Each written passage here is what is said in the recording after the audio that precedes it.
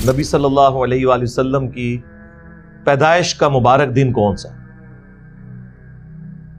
تو عیسوی اعتبار سے یعنی جو ہمارا اس وقت کامن ایرا چل رہا ہے، جو آج 17 اکتوبر 2021 ہے، اس سے کہتے ہیں کامن ایرا، CE یا AD بھی کہا جاتا ہے، اینو ڈومینی۔ ویسے عموماً لوگوں میں مشہور ہے کہ after death of Jesus Christ اس کا مطلب ہے، نہیں، وہ BC کا مطلب تو یہی ہے، بیفور کرائسٹ، یعنی حضرت عیسیٰ کی پیدائش سے پہلے، لیکن AD کا مطلب یہ نہیں ہے after death of Jesus Christ. حضرت عیسیٰ علیہ السلام کو تو زندہ اٹھایا گیا، ٹھیک ہے، کرسچنز کا عقیدہ، لیکن یہ اینو ڈومینی ایک لیٹن ورڈ ہے جس کا مطلب ہے ایئر آف دا لارڈ، ہمارے آقا کا سال، جس سال ہمارے آقا پیدا ہوئے۔ تو یہ AD جو ٹرمنالوجی ہے اسے پروموٹ کرنا چاہیے، اس کا تعلق ایک پیغمبر کے ساتھ۔ لیکن آپ دیکھیں چونکہ اکثریت کرسچینٹی میں اب ایتھیسٹ اور سیکولر ہو چکے ہیں، انہوں نے اس کی جگہ اب نیا ورڈ شروع کر دیا ہے، اگرچہ اسے اتنی پذیرائی نہیں ملی، لیکن وہ یوز وہ یہی کرتے ہیں۔ اب آپ دیکھیں ان کی خبروں میں CE کامن ایرا، یعنی پیغمبر کا کانسیپٹ ہی ختم ہو جائے۔ AD تو کوئی دیکھے گا نہیں یار AD کا مطلب کیا ہے، تو آئے گا جس سال حضرت عیسیٰ پیدا ہوئے، اینو ڈومینی۔ اس لیے ہم اسی کو پروموٹ کرتے ہیں کہ ہمیں AD کی ٹرم کو یوز کرنا چاہیے۔ تو AD کے اعتبار سے 571 AD اور تاریخ 22 اپریل اللہ کے محبوب صلی اللہ علیہ وآلہ وسلم کی پیدائش کا دن ہے، یعنی حضرت عیسیٰ علیہ السلام کی پیدائش کے 570 سال پورے ہونے کے بعد 571 عیسوی میں آپ صلی اللہ علیہ وآلہ وسلم کی پیدائش ہوئی، اور ڈیتھ آپ کی ہوئی 632 عیسوی کے اندر۔ اب نبی علیہ السلام کی جب بعثت ہوئی اس وقت اس طریقے سے عرب کے لوگوں میں سن کوئی نہیں چلتے تھے، بلکہ وہ مختلف سالوں میں ہونے والے واقعات کے ریفرنس سے چیزوں کو یاد رکھا کرتے تھے کہ فلاں جو واقعہ ہوا تھا اس کے اتنے سال کے بعد یہ شخص پیدا ہوا۔ جس طرح ہمارے اپنے ذہن میں تو ایک بڑا مشہور واقعہ ہے جو 1992 کا سیلاب آیا تھا، بہت بڑا۔ تو کئی لوگ ہیں نا، ان کے جو گھر والے ہیں نا، تو وہ کہتے ہیں جی اے سیلاب والے سال پیدا ہویا سی، اور جس سال سیلاب آیا سی نا اس تو اگلے سال ہے پیدا ہویا سی۔ تو 1992 ہمارے یہاں پہ بھی ایک بینچ مارک کے طور پہ مانا جاتا ہے، عرب میں چلتے ہی تھا۔ اس اعتبار سے ابراہ کے لشکر کو جو اللہ تعالیٰ نے ہلاک کیا، جس کا ذکر سورۃ الفیل کے اندر موجود ہے، جامعہ ترمذی میں حدیث ہے کہ اللہ کے محبوب صلی اللہ علیہ وآلہ وسلم عام الفیل والے سال پیدا ہوئے، یعنی اس سال یہ بہت بڑا ایک واقعہ ہوا تھا کہ کعبے پر چڑھائی کرنے کے اگینسٹ اللہ تعالیٰ نے اسے ہلاک کیا، ابراہ کو۔ دلائل النبوہ امام بیہقی کی کتاب ہے، آلموسٹ 3500 اس میں احادیث ہیں، اس میں نبی علیہ السلام کی پوری بایوگرافی اس اعتبار سے موجود ہے۔ اس کے شروع میں آپ کو ملے گا، بلکہ 4 نمبر کے اوپر یہ حدیث ہے۔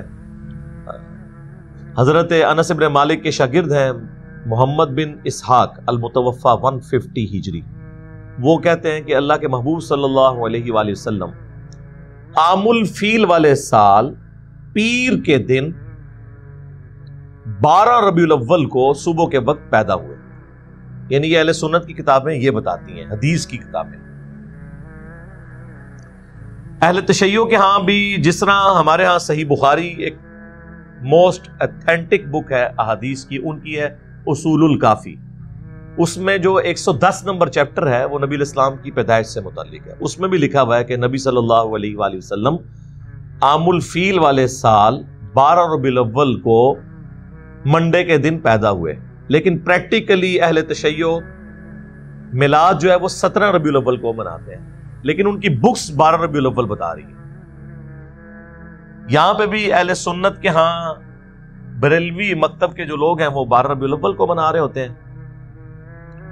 اہل حدیث نے چونکہ منانا نہیں ہوتا تو وہ اس گیم میں ڈالے ہوئے ہیں انہیں کہ یار یہ 12 نہیں 9 ہے۔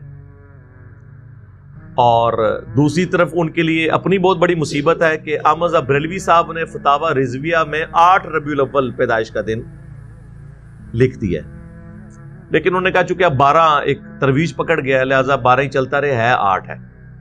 اور اس سے بڑھ کر ان کے جو پیرانے پیر ہیں شیخ عبد القادر جیلانی، ٹھیک ہے، جن کے اوپر پورے کا پورا تصوف کا سلسلہ انہوں نے کھڑا کیا ہوا ہے، المتوفا 561 ہجری، وہ انہوں نے غنیت الطالبین میں نبی الاسلام کے جو پیدائش کا دن اور تاریخ بتائی ہے وہ 10 محرم بتائی ہے۔ یعنی جو مسلمانوں کے بچے بچے کو پتا ہے وہ چیز شیخ عبد القادر جیلانی کو نہیں پتا تھی، کیونکہ انہیں علم غیب نہیں تھا، پوری امت کو علم غیب ہے۔ یہ کہتے ہیں نا بزرگ جو ہے دلوں کا حال جان لیتے ہیں، جن بزرگوں کا یہ حال ہے کہ انہیں اپنے پیغمبر کی پیدائش کا مہینہ نہیں پتا، ٹھیک ہے تاریخ میں اختلاف ہے لیکن مہینے کے اوپر تو امت کا اجماع ہے کہ ربیع الاول کا مہینہ ہے، وہ انہوں نے 10 محرم لکھ دیا۔ چلو تاریخ میں غلطی کھا سکتے تھے، اس میں کیوں غلطی کھا دی؟ کتنی حیران کن بات ہے۔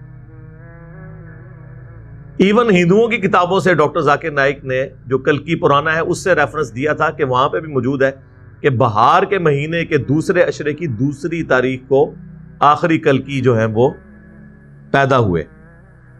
تو as far as books are concerned, اہل سنت اور اہل تشیع کی جو کتابیں ہیں نا وہ 12 ربیع الاول ہی بتاتی ہیں، لہذا اس تاریخ کے حوالے سے کوئی جھگڑا کرنے کی ضرورت نہیں ہے۔ اب بعض لوگ کہتے ہیں جی محمد بن اسحاق تابعی ہیں، انہوں نے سند پوری بیان نہیں کی ہے، تو ہمارے پاس نبی علیہ السلام کے مبارک زمانے کے سب سے قریب اگر کوئی ریفرنس ملتا ہے نا تو وہ یہی ملتا ہے۔ اب ابن تیمیہ تو آئے ہیں 700 سال بعد، ان کی بات مانیں یا ایک صحابی کے شاگرد کی بات مانیں جب ہمارے پاس کوئی اور دوسری چیز موجود نہ ہو۔ اچھا اب آ جائیں اللہ کے محبوب صلی اللہ علیہ وآلہ وسلم کی وفات کا دن کون سا ہے؟ وہاں پہ بھی دن پہ تو اتفاق ہے کہ منڈے ہے، کیونکہ بخاری مسلم دونوں میں موجود ہے کہ اللہ کے محبوب صلی اللہ علیہ وآلہ وسلم جب آخری دفعہ مسجد نبوی میں آئے اور سیدنا ابو بکر صدیق رضی اللہ تعالیٰ عنہ امامت فرما رہے تھے صحابہ کی، تو حجرے کا جب پردہ ہٹایا تو صحابہ کہتے ہیں کہ قریب تھا کہ ہم حضور کے دیدار شوق میں اپنی نماز توڑ دیتے، لیکن آپ نے مبارک ہاتھوں سے اشارہ کیا کہ اپنی جگہوں پہ رہو۔ پھر آپ اندر چلے گئے اور اسی دن صبح چاشت کے وقت نبی علیہ السلام کی وفات ہوئی۔ یہ بخاری میں بھی ہے، مسلم میں بھی، منڈے کا دن، مہینہ بھی ربیع الاول کا، تاریخ کوئی کنفرم نہیں ہے کہ کون سی ہے۔ اب بعض لوگ سوچ رہے ہوں گے ہمارے چھوٹے چھوٹے بچوں کو تاریخیں پتہ ہیں، بھائی اس زمانے میں تاریخیں اس طرح سیف نہیں کی جاتی تھی۔ اگر آپ کو یقین نہ آئے تو آپ کے گھر کوئی بڑا بوڑھا موجود ہے نا، اس سے ذرا اس کی تاریخ پیدائش پوچھ لیں، تو اندازے سے اس زمانے میں شناختی کارڈ پہ بھی اکثر لوگوں کی اندازے سے لکھی ہوئی ہیں، کئی لوگوں کو تو پتہ ہی نہیں ہے۔ اگر آج سے 100 سال پہلے یہ حال تھا تو 1400 سال پہلے کیا صورتحال ہوگی؟ باقی ہم جو لکھتے ہیں یہ اندازے ہی ہوتے ہیں نا، ان زمانوں میں اس طرح عرب کے اندر کلچر نہیں تھا۔ البتہ دنوں کا اعتبار ہوتا تھا کہ منڈے کے دن، جس طرح آپ کو دلائل النبوہ میں ملے گا کہ اللہ کے محبوب صلی اللہ علیہ وآلہ وسلم منڈے کو پیدا ہوئے، منڈے والے دن آپ نے ہجرت فرمائی، منڈے والے دن آپ کی ڈیتھ ہوئی، تو منڈے کے دن کی بڑی اہمیت ہے اس اعتبار سے۔ لیکن تاریخیں اس طرح رپورٹ نہیں ہوئی گئی۔ البتہ سب کانٹیننٹ میں اہل حدیث حضرات نے اور دیوبند نے مل جل کے بریلویوں کو قابو کرنے کے لیے مشہور کر دیا کہ یہ 12 ربیع الاول نبی علیہ السلام کی وفات کا دن ہے، تاکہ یہ منانا چھوڑ دیں۔ بھئی وہ تو وفات کے دن پہلے ہی عرس کی شکل میں کتنے بزرگوں کے منا رہے ہیں، اس سے تو انہوں نے باز نہیں آنا تھا، تو یہ تو انفیئر مینز والی بات ہوئی نا۔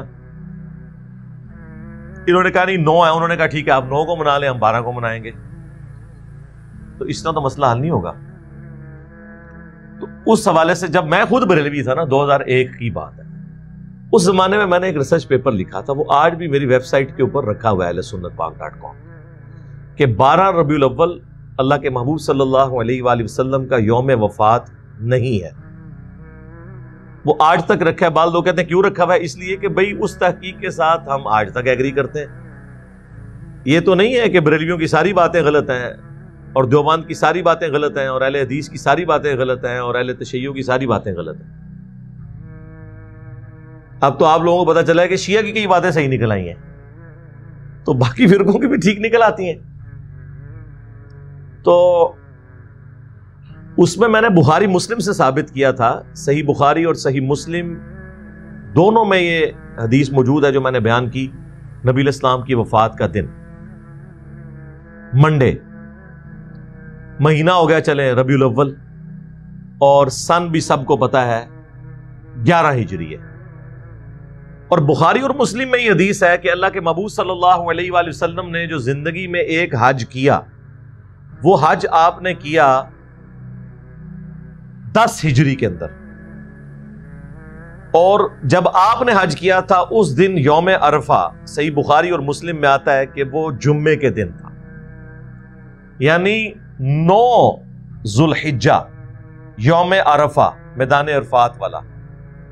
وہ نبی علیہ السلام نے جس سال حج کیا 10 ہجری میں، وہ جمعے کے دن آیا تھا. تو ذوالحجہ کے بعد اگلا مہینہ کون سا؟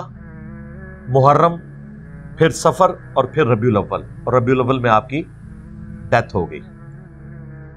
اب یہ بیچ میں جو 3 مہینے انوالو ہو رہے ہیں نا، ذوالحجہ، محرم اور سفر، یہ تینوں مہینے آپ 30 کے رکھ لیں، حالانکہ 3 30 کے نہیں ہوتے، تینوں 29 کے رکھ لیں، 2 29 1 30 یا 2 30 1 29، یہ 4 پاسبلٹیز بنتی ہیں. کسی بھی صورت ربیع الاول میں جو 12 کی ڈیٹ آ رہی ہے وہ منڈے والے دن نہیں بنتی، جبکہ بخاری مسلم میں ثابت ہے کہ حضور کی ڈیتھ ہوئی ہے منڈے والے دن. تو منڈے کے دن 12 ربیع الاول آتی نہیں ہے، چاہے تینوں مہینوں کو کسی بھی اعتبار سے رکھ لیں. تو یہ دونوں طرف کانسٹرینٹ موجود ہے. 10 ہجری میں 9 ذوالحجہ جمعے کے دن آئی، اور ادھر وفات ہوئی منڈے کے دن. تو آپ کیلکولیشن شروع کرتے تو وہ سارے ٹیبل میں نے بنائے، وہ ٹیبل مختلف علماء کے پاس گئے. سب لوگ جو ہے نا، سب سے زیادہ تو علمی اپنے آپ کو اہل حدیث سمجھتے ہیں، وہ بھی فیل ہوئے. حتیٰ کہ شیخ زبیلی زئی صاحب سے جب میری بعد میں ملاقات ہوئی، میں نے کہا شیخ صاحب اس زمانے کا ایک ریسرچ پیپر آپ کو بھی اہل حدیثوں نے بھجوایا تھا، تو آپ نے جواب کیوں نہیں دیا؟ کہتے ہیں جواب کہاں سے دیتا، صحیح لکھا ہوا تھا. تو خاموش رہنے میں ہی عافیت تھی. اور پھر انہوں نے اس کا پریکٹیکل ثبوت دیا. آپ دیکھیں جو درود شریف پہ جو کتاب ہے نا، فضل الصلاۃ علی النبی، جو پہلے 300 سال میں کتاب لکھی گئی قاضی اسماعیل رحمہ اللہ نے، 107 احادیث اور آثار ہیں درود شریف پہ. اس کے جو آخر میں جا کے نا نبی علیہ السلام کی بایوگرافی نا مختصر لکھی ہے شیخ زبیر صاحب نے، کہ آپ فلاں سن میں پیدا ہوئے، فلاں ہجری میں جو ہے وہ بدر ہوئی، اس میں احد ہوئی، آپ کی زندگی کے جو بڑے بڑے واقعات. اینڈ پہ جا کے انہوں نے لکھا کہ آپ کی وفات سوموار کے دن ربیع الاول میں ہوئی. تاریخ نہیں لکھی، ورنہ تو لکھ دیتے نا اہل حدیثوں کو خوش کرنے کے لیے 12 ربیع الاول، نہیں لکھا. ایون جو سیرت الرسول والی کتاب ہے محمد بن عبد الوہاب صاحب کے بیٹے کی، عبداللہ کی، وہ آپ کو یہاں سے باہر سے مل بھی جائے گی، ہم نے PDF بھی اس کا رکھا ہوا ہے. اس میں بھی آپ دیکھیں تو انہوں نے محمد بن اسحاق کا وہ قول نقل کیا ہوا ہے. امام المغازی ہیں. سیرت ابن اسحاق دنیا میں پہلی سیرت کی باقاعدہ کتاب ہے، اور یہ امام ابن اسحاق جو تھے المتوفا 150 ہجری، جو انس ابن مالک کے شاگرد ہیں، ان سے بڑا ان کے زمانے میں جیوز اور کرسچن میں بھی کوئی تاریخ کا، ہسٹری کا اسکالر نہیں تھا. سیرت ابن اسحاق مشہور ہے، اردو میں آ چکی ہے. اسی کی تلخیص کی تھی 100 سال بعد آلموسٹ امام ابن ہشام المتوفا 232 ہجری نے، سیرت ابن ہشام. اور پھر اسی کو بعد میں مختصر کیا محمد بن عبد الوہاب صاحب کے بیٹے نے، عبداللہ بن محمد بن عبد الوہاب، وہ ایک جلد میں، جس میں نے آپ کو جنگ جمل صفین اور نہروان کے حوالے سے بھی جو ان کا موقف ہے وہ بتایا تھا. وہ کلپ میرا یوٹیوب کے اوپر موجود ہے. محمد بن عبد الوہاب شیعہ. میں نے تو پھر بھی کنٹرول الفاظ میں باتیں کی ہوئی ہیں، انہوں نے تو کھل کے باتیں کی ہیں الحمدللہ. اس میں بھی آپ کو یہ ملے گا. تو نبی علیہ السلام کی وفات کا دن منڈے، مہینہ ربیع الاول، تاریخ کوئی کنفرم نہیں ہے کہ کون سی تاریخ. یہ زیادہ بڑی جو چیزیں پوچھی جاتی ہیں. اس کے بعد وہ کہتے ہیں دیکھیں جی، قرآن پاک میں اللہ تعالیٰ نے فرمایا قُلْ بِفَضْلِ اللَّهِ وَبِرَحْمَتِهِ فَبِذَلِكَ فَلْيَفْرَحُوا، اے نبی تم فرماؤ کہ اللہ کے فضل اور رحمت ملنے کے اوپر خوشیاں منایا کرو، یہ اس سے بہتر ہے جو تم دنیا کا مال جمع کرتے ہو. وہ کہتے ہیں اس کے تحت نبی الاسلام کی پیدائش کے اوپر ہمیں خوشی منانی چاہیے، کیونکہ اللہ تعالیٰ نے سورہ آل عمران میں فرمایا ہے لَقَدْ مَنَّ اللَّهُ عَلَى الْمُؤْمِنِينَ إِذْ بَعَثَ فِيهِمْ رَسُولًا، بے شک اللہ کا احسان ہے مومنین پر کہ انہی میں سے ایک رسول کو مبعوث کیا جو اللہ کی آیات ان پر تلاوت کرتے ہیں، ان کا تزکیہ کرتے ہیں اور انہیں کتاب و حکمت کی تعلیم دیتے ہیں، اور اس سے پہلے یہ کھلی گمراہی میں تھے. پھر وَمَا أَرْسَلْنَاكَ إِلَّا رَحْمَةً لِّلْعَالَمِينَ، نبی علیہ السلام کو اللہ تعالیٰ نے سارے جہان والوں کے لیے رحمت بنا کر بھیجا. تو وہ کہتے ہیں کہ جی دیکھیں، جب اللہ تعالیٰ کہہ رہا ہے کہ میرا فضل اور رحمت ملے، اور ایسا فضل جس پہ اللہ احسان جتا رہا ہے مومنین پر، تو اس کے ملنے پہ خوشی کرنی چاہیے.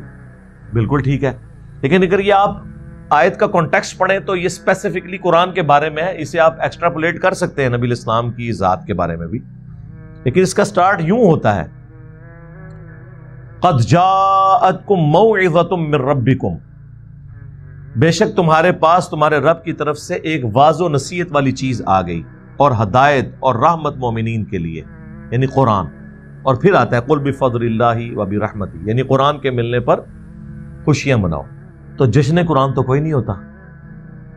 آج تک آپ نے سنا ہے جشن قرآن سال کے بعد منایا جاتا ہو؟ ہاں، جشن قرآن کی بجائے یہ کہا جاتا ہے قرآن حدیث ڈائریکٹ نہیں پڑھنا، گمراہ ہو جاؤ گے.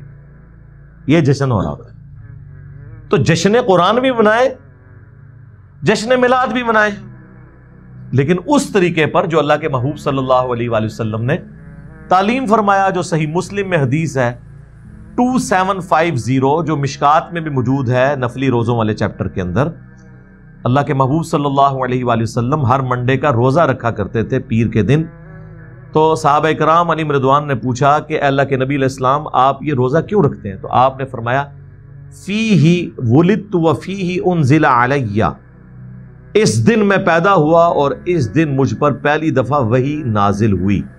یعنی وحی کا نزول بھی منڈے کو ہوا، یعنی منڈے کا دن اللہ کے محبوب صلی اللہ علیہ وآلہ وسلم کی مبارک زندگی میں بڑا اہم ہے. پیدائش منڈے، ہجرت منڈے، وفات منڈے، اور نزول قرآن منڈے. اور آپ جشن قرآن اور جشن میلاد سال کے بعد نہیں سر، ہر ویک منایا کرتے تھے منڈے کا روزہ رکھ. ایک اور حدیث بھی ہے صحیح مسلم کی کہ نبی علیہ السلام ہر منڈے اور جمعرات کو روزہ رکھتے تھے، اور فرمایا کہ ان 2 دنوں میں اللہ کے حضور نامہ اعمال پیش ہوتے ہیں. میری خواہش ہے کہ میرا نامہ اعمال جب اللہ کے حضور پیش ہو تو میں روزے کی حالت سے. وہ الگ سے حدیث ہے، اور یہ منڈے کے حوالے سے الگ سے حدیث موجود ہے. تو جشن میلاد منانے کا طریقہ بتا دیا. بعض لوگ کہتے ہیں جی ہم اس پر قیاس کرتے ہوئے 12 ربیع الاول کا روزہ رکھ لیں، جس طرح ہمارے یہ دعوت اسلامی والے جن کی پہلے سبز پکڑی تھی اور اب سفید ہو گئی ہے، تو یہ لوگ 12 ربیع الاول کو روزہ رکھتے ہیں باقاعدہ طور پہ نا، اور قیاس کرتے ہیں. اب یہ قیاس بڑی دور کا ہے، ہم فتویٰ کو نہیں لگاتے، لیکن کم از کم باقیوں سے یہ بہتر ہے. باقی جو ایکٹیویٹیز پرفارم کر رہے ہیں نا، یہ آپ کو جو ڈول ڈمکے نظر آتے ہیں، عجیب و غریب قسم کی حرکات کرتے ہوئے لوگ، وہ دعوت اسلامی کے لوگ نہیں ہوتے. ایٹ لیسٹ ان کے اندر اتنا ہے کہ انہوں نے ایک خاص لمٹ کو کراس نہیں کرنا. تو وہ ایون آپ دیکھیں اتنی گرمیوں میں بھی ربیع الاول آیا ہوتا ہے، کئی بیچارے بے ہوش بھی ہو جاتے ہیں، روزہ رکھا ہوتا ہے انہوں نے، جلوس میں بھی وہ جا رہے ہوتے ہیں. باقی یہ ماڈل بنانا، ماڈلز کے آگے کھڑے ہو کے دعائیں کرنا، پھر ان ماڈلز کو دیکھنے کے لیے مرد و عورت کا اختلاط ہونا، اس کو تو خود بریلوی مکتب کے لوگ بڑے علماء ناپسند کرتے ہیں. الیاس قادری صاحب تو بہت زیادہ مخالفت اس کی کرتے ہیں، لیکن چونکہ اب یہ کلچر ہے، بن چکا ہے، اب اس کے اوپر آپ کوئی قدغن لگانا بڑا مشکل کام ہے.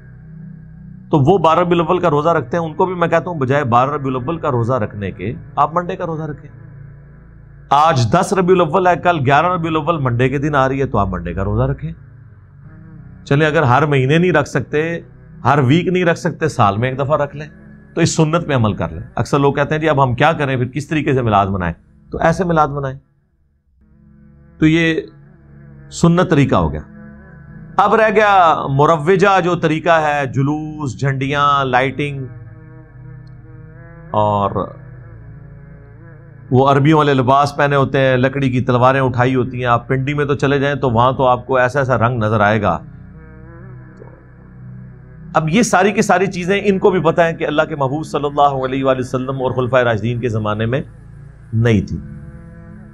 لیکن وہ پھر اس کے اوپر لیم ایکسکیوز یہ دیتے ہیں کہ دیکھیں نبی الاسلام کے مبارک زمانے میں قالین بھی نہیں بچھائے جاتے تھے مساجد میں، ایئر کنڈیشن نہیں ہوتے تھے، لائٹنگ نہیں ہوتی تھی، مسجد کے محراب، مسجد کے مینار نہیں ہوتے تھے. تو یہ چیزیں بھی تو آپ نے ایکسیپٹ کی ہوئی ہیں. ان میں سے کوئی بھی چیز ہم نے دین کے طور پہ ایکسیپٹ نہیں کی ہے، دین کو سپورٹ کرنے کے اعتبار سے کی ہے. اصل دین اپنی جگہ ہے. یہ نہیں ہوا کہ لائٹنگ سے اور قالین بچھانے سے اور ایک ایئر کنڈیشن لگانے سے نماز کا طریقہ بدل گیا ہو کہ قیام کی جگہ رکوع کرنا شروع کر دیں اور رکوع کی جگہ سجدہ اور سر جو ہے وہ ہاتھ پہ باندھنا شروع کر دیں. وہ اصل دین اپنی جگہ پہ ہے. آپ بھی منڈے کے دن کا روزہ رکھیں، اس روزے کو آپ کھجور سے افطار کرنا چاہتے ہیں کریں، اس کے بعد آپ نے بریانی کھانی ہے، اگرچہ بریانی کا ثبوت نبی الاسلام کے زمانے میں نہیں ہے تو آپ کھائیں، اے سی والے کمرے میں بیٹھ کے کھائیں، ہم آپ کو کچھ نہیں کہیں گے، کیونکہ اصل اپنی جگہ موجود ہوگی. دین کی اصل اپنی جگہ پہ ہونی چاہیے، اس کو سپورٹیو چیزیں ہو سکتی ہیں. جس طرح امام بخاری امام مسلم نے دین کی اصل کو اپنی جگہ رکھا ہے. یہ کتابیں صحابہ نے تو نہیں لکھی، لیکن انہوں نے احادیث کو جمع کیا تو دین اصل میں اپنی جگہ پہ تھا. ہماری یہ ویڈیو بن رہی ہے، یہ دین اصلی جگہ پہ موجود ہے. یہ ایک طریقہ ہے. لوگ ہوائی جہاز پہ حج کرنے کے لیے جاتے ہیں، ایک طریقہ ہے.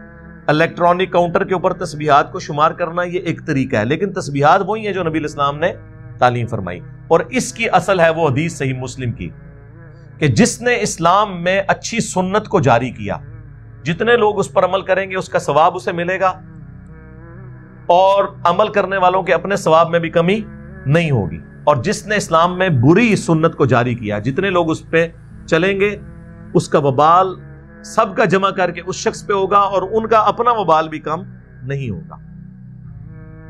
یہ بدعت حسنہ اور سنت حسنہ کا فرق آپ سمجھ لیں. یہ سنت حسنہ ہے، بدعت حسنہ نہیں ہے. پھر سے کوئی پوچھے نا کہ بری بدعت کون سی ہے، پھر کہتے ہیں جو بھی ہم بدعت ذکر کریں کہتے ہیں یہ اچھی بدعت ہے. ہم کہتے ہیں بری بدعت، تو اللہ کے فضل سے آج تک کوئی بری بدعت کی مثال دے نہیں سکا. وہ مثالیں وہ چیزوں کی دیں گے جو آلریڈی اسلام میں حرام ہے. وہ کہتے ہیں جی بری بدعت یہ ہے کہ عورتیں بے پردہ ہو کے میلاد کے جلوس میں آ جائیں. تو یہ بدعت تو نہیں میرے بھائی، عورتوں کا بے پردہ ہونا ویسے ہی منع ہے. جو آلریڈی شریعت میں کام منع ہے ان کو کوئی پرفارم کرتا ہے اس کو آپ بدعت تو نہیں کہیں گے، وہ تو حرام کام ہے. تو ان کو مثال کوئی نہیں ملتی. بھائی بخاری مسلم میں واضح حدیث ہے، من احدث فی امرنا ھذا فہو رد، جس نے ہمارے دین جو ہم نے تعلیم کیا ہے اس میں کوئی چیز خود سے داخل کر دی وہ مردود ہے. پھر اکثر آپ کو کہیں گے منع کدھر ہے؟ جی منع ہے. صحیح مسلم میں 2005 نمبر حدیث ہے. اللہ کے محبوب صلی اللہ علیہ وآلہ وسلم جب بھی تقریر کرتے آپ کی آنکھیں سرخ ہو جاتی، آواز بلند ہو جاتی، غصے میں اضافہ ہو جاتا، جیسے کوئی جرنیل اپنی فوج کو تیار کر رہا ہو. یعنی جس سٹائل میں گفتگو کرتا، کہتے ہیں غامدی صاحب کی طرح بولا کریں، تو وہ غامدی صاحب کی سنت ہے. میں تو اس شخص کی سنت پہ چلتا ہوں جس کی قبر مدینے میں ہے. مسلم شریف ہے سر، مولانا شریف نہیں. آنکھیں سرخ ہو جاتی، آواز بلند ہو جاتی، غصے میں اضافہ ہو جاتا، گویا کہ ایک جرنیل اپنی فوج کو تیار کر رہا ہو. تو مڑ مڑ کرنے سے دنیا میں چینج نہیں آئی ہے. مڑ مڑتے 1200 سال تو لوگ کر رہے سر. ایک انجینئر کیا آیا ہے، ساری تبدیلی آئی ہے. اس کی وجہ یہ ہے کہ یہ سنت سٹائل ہے اس طریقے سے گفتگو کرنا. ٹھیک ہو گیا؟ تو اس میں نبی علیہ السلام فرماتے اما بعد فإن خیر الحدیث کتاب اللہ وخیر الہدی ہدی محمد صلی اللہ علیہ وآلہ وسلم وشر الامور محدثاتها وکل محدثۃ بدعہ وکل بدعۃ ضلالہ وکل ضلالۃ فی النار. آگاہ ہو جاؤ سب سے بہترین کلام اللہ کی کتاب ہے، سب سے ہدایت یافتہ راستہ محمد صلی اللہ علیہ وآلہ وسلم کا ہے. بدترین کام وہ ہیں جو دین کے اندر نئے داخل کر دیے جاتے ہیں. وہ تمام کام بدعتیں ہیں، تمام بدعتیں گمراہیاں ہیں، اور تمام گمراہیاں جہنم میں لے جانے والی. کچھ الفاظ سنن نسائی میں اور جامع ترمذی میں، مین سٹرکچر اس کی صحیح مسلم میں. منع کدھر ہے؟ جی منع ہے کہ جو آپ کام خود داخل کریں گے منع ہے. وہ کہتے ہیں جی بتائیں کہ جی یہ چیز نبی علیہ السلام نے حکم کہاں دیا ہے رفع الیدین کا؟ جی دیا حکم، صحیح بخاری میں حدیث ہے سلو کما رأیتمونی اصلی، نماز اس طرح پڑھو جس طرح مجھے نماز پڑھتے ہوئے دیکھتے ہو. اور اس حدیث کے راوی ہیں مالک بن حویرث، اور وہ خود حدیث میں بخاری اور مسلم میں رفع الیدین کے ساتھ طریقہ سکھا رہے ہیں. اب مجھے بتائیں، جب جنرل بات ہو رہی ہے، صحیح مسلم میں حدیث ہے اللہ تعالیٰ نے مجھے جوامع کلمات کے ساتھ مبعوث کیا ہے. اب آپ نے ایک ایک چیز تو نہیں کہنی کہ میں حکم دیتا ہوں یہ کرو، پھر میں حکم دیتا ہوں یہ کرو. آپ نے جنرل کہہ دیا، جس طرح میں نماز پڑھتا ہوں اس طرح نماز پڑھو. اور جو صحابی یہ روایت کر رہا ہے وہ نماز پڑھنے کا طریقہ بتا رہا ہے، تو ہر چیز وہ فنکشن سب کے اوپر اپلائی ہو گیا. یہاں پہ بھی جب آپ نے فرمایا کہ جو کام بھی دین میں داخل کیا گیا وہ بدعت ہو، تو سنت حسنہ وہ جائز ہے. میں نے بتایا صحیح بخاری بدعت حسنہ نہیں، سنت حسنہ، اور اس کی اصل وہ صحیح مسلم کی حدیث کہ جس نے اسلام میں اچھی سنت کو جاری کیا.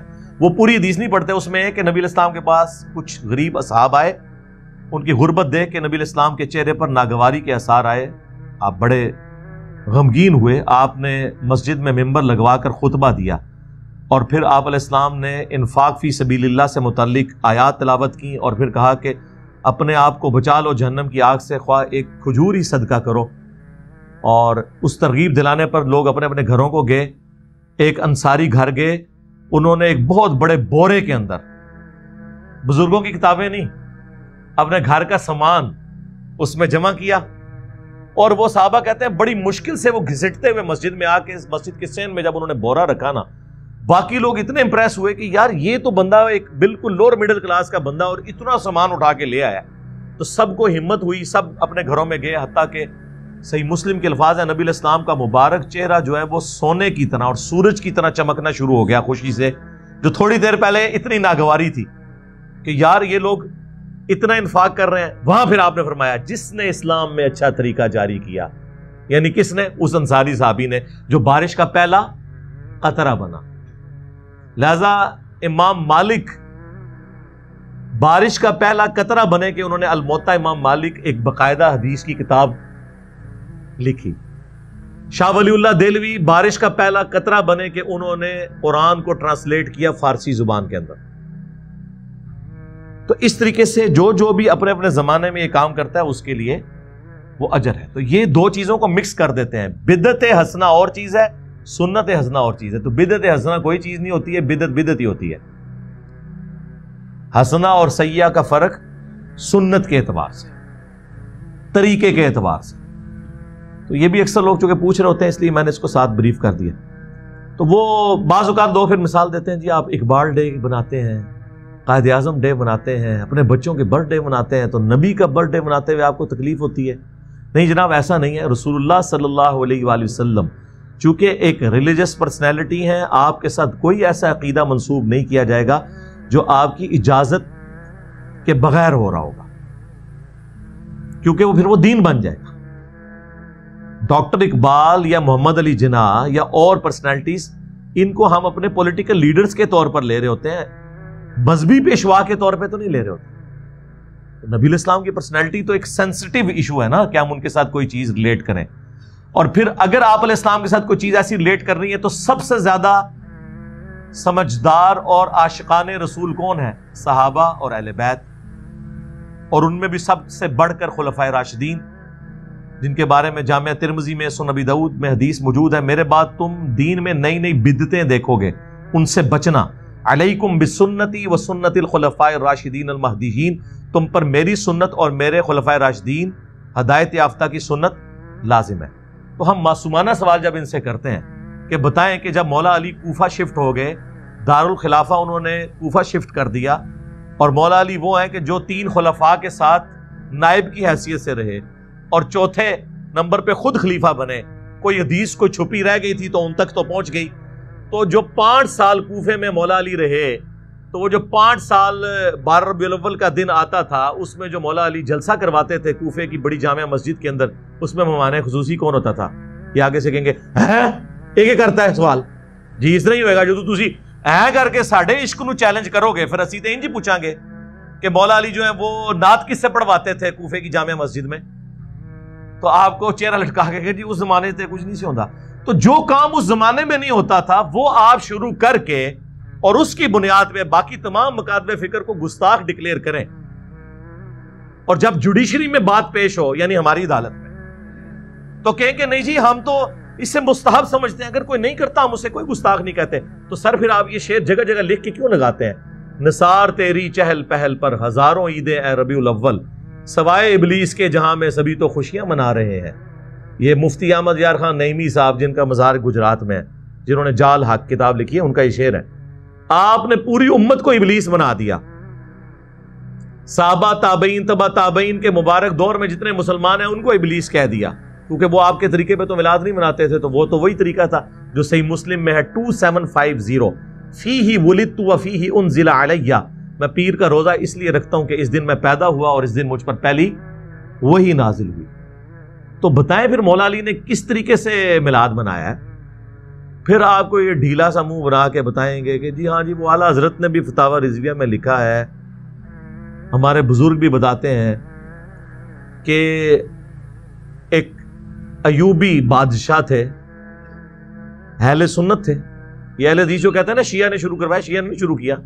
آپ گوگل میں بھی جا کے لکھیں تو پوری ہسٹری اس کی آ جائے گی آپ کو، ویکیپیڈیا کے اندر.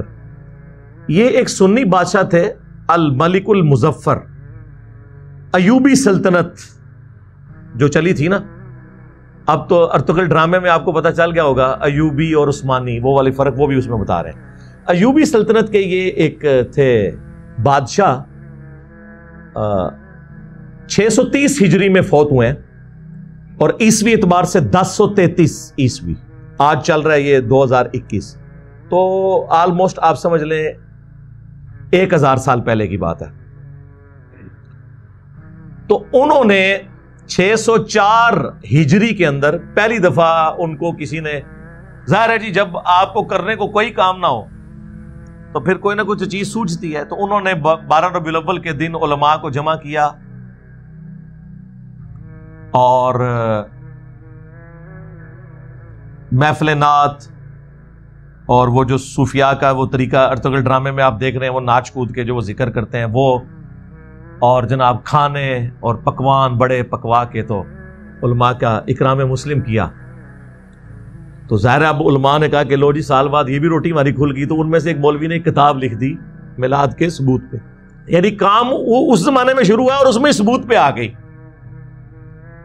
اچھا اب وہ شروع ہو گیا، ظاہر ہے اس زمانے میں تو نیا کام تھا، لوگ مخالفت کرتے تھے، لیکن آج تو 1000 سال پرانا ہو چکا ہے. تو یہ کہتے ہیں پرانے بزرگوں کو انجینئر برا کہتا ہے. میں پرانوں کو نہیں برا کہتا، میں درمیانوں کو کہتا ہوں.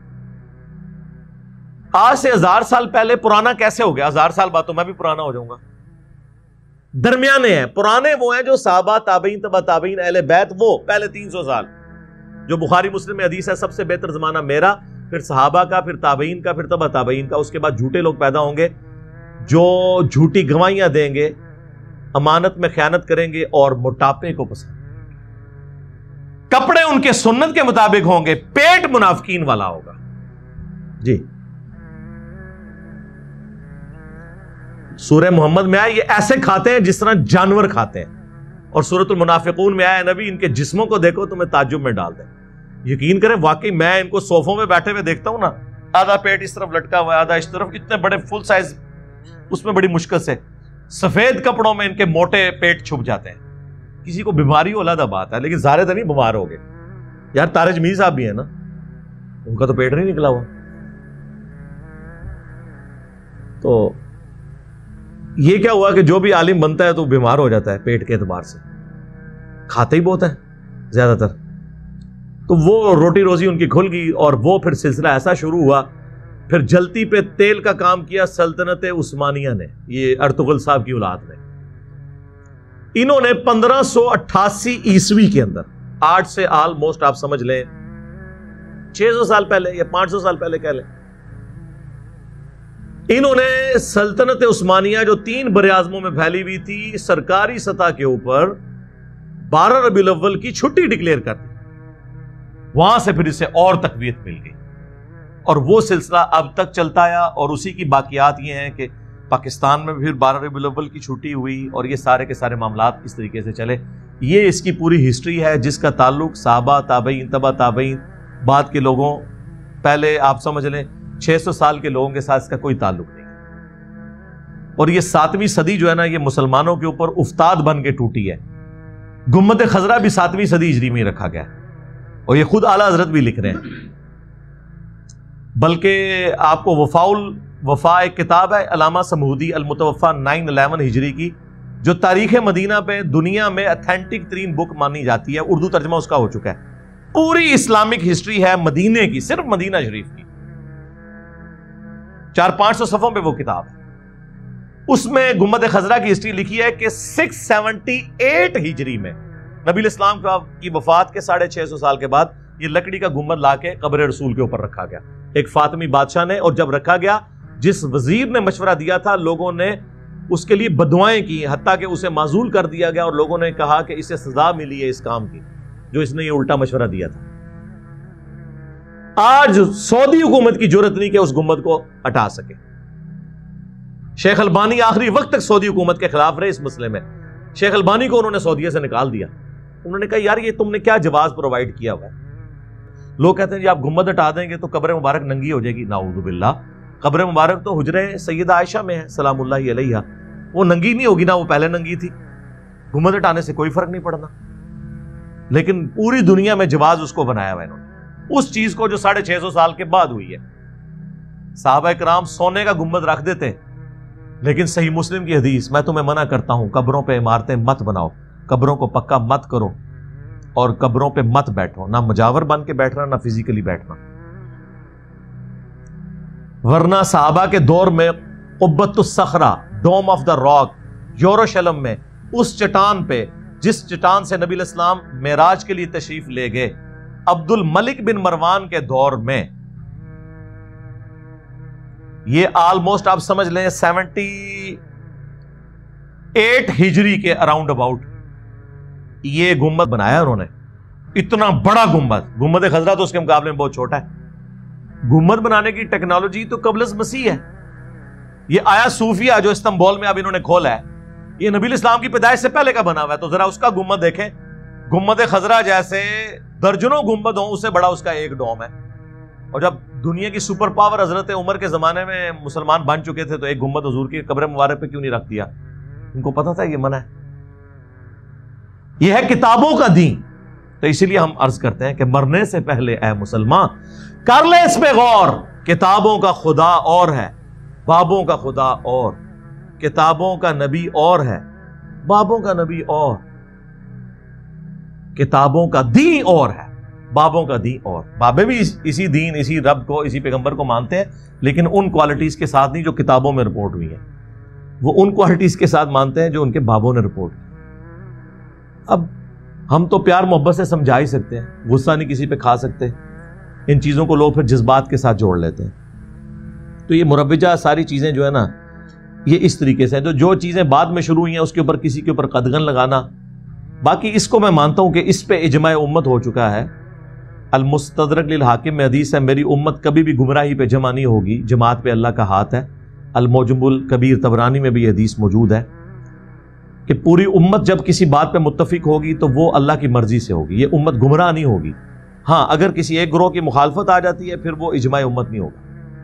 یہاں تک اجماع ہو چکا ہے کہ ربیع الاول کے مہینے میں نبی الاسلام سے متعلق پوری دنیا کے اندر سیمینارز، پروگرام کیے جاتے ہیں۔ ایون وہ آپ دیکھیں یہاں پہ اہل حدیث بھی امام الانبیاء کانفرنس کر رہے ہیں، دیوبندی سیرت النبی کانفرنس کر رہے ہیں، بریلوی میلاد مصطفیٰ کانفرنس کر رہے ہیں، اہل تشیع بھی کر رہے ہیں۔ پروگرام نبی الاسلام کی سیرت کو، آپ کی صورت کو، آپ کے معجزات کو ذکر کرنا، آپ علیہ السلام کی شخصیت کی کوالٹیز کو ذکر کرنا، اس مہینے کے اندر جمعے کے خطبوں میں تمام مکاتب فکر کے لوگ یہ ساری چیزیں کرتے ہیں، یہ بالکل درست ہے، یہاں تک اجماع ہے۔ باقی یہ جو ایگزیکٹلی 12 ربیع الاول کے دن کو ٹارگٹ کر کے جھنڈیاں، جلوس، لائٹنگ، اس اعتبار سے جو کچھ کیا جا رہا ہے نا، اس کے اوپر کوئی اجماع نہیں ہوا۔ بس میں اشارے سے ہی بات کر سکتا ہوں تاکہ آپ کو بات سمجھ آئے۔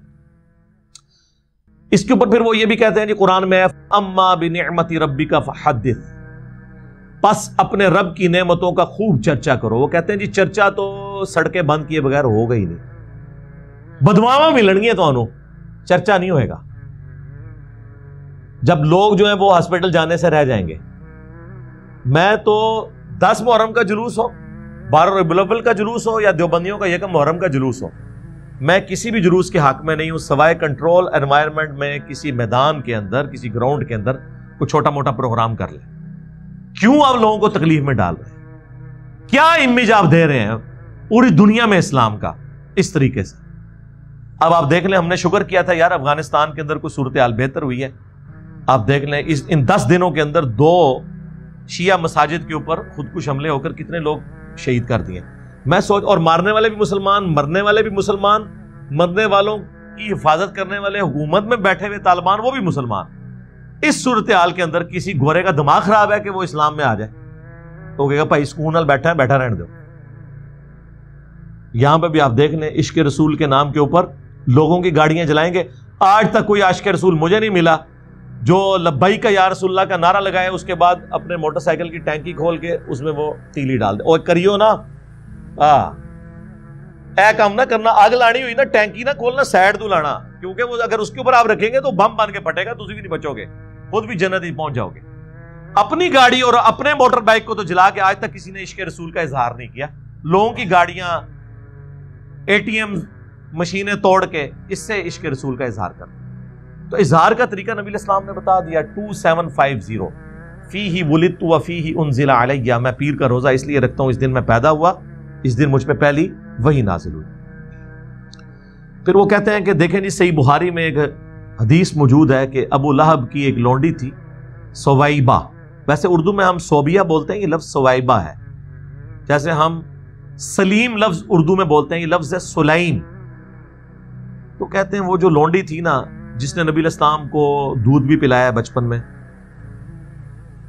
تو صحیح بخاری میں آتا ہے کہ ابو لہب کے مرنے کے بعد اس کے خاندان والوں میں سے کسی نے خواب میں دیکھا کہ تیری کیا حالت ہے. تو وہ کہنے لگا کہ میں بڑی تکلیف میں ہوں، البتہ جب منڈے کا دن آتا ہے نا تو مجھے اپنی اس انگلی کے ذریعے مشروب پلایا جاتا ہے، کیونکہ اس انگلی سے میں نے اپنی لونڈی کو آزاد کیا تھا سویبہ کو نبی الاسلام کی پیدائش کی خوشی میں، اور اس کا بینیفٹ مجھے مرنے کے بعد ملتا ہے. یہ خواب امام بخاری نے نقل کیا.